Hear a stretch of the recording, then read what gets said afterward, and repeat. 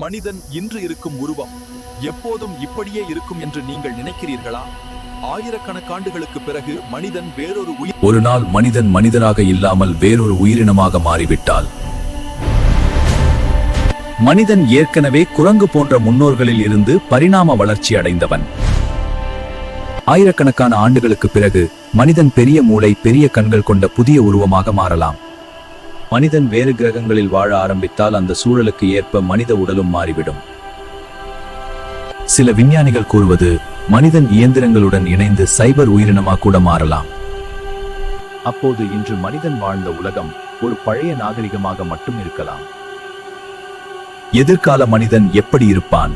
மனிதனா அல்லது புதிய உயிரினமா? எதிர்கால மனிதன் எப்படி இருப்பான் என்று நீங்கள் நினைக்கிறீர்கள்? உங்கள் கருத்தை கமெண்டில் சொல்லுங்கள்.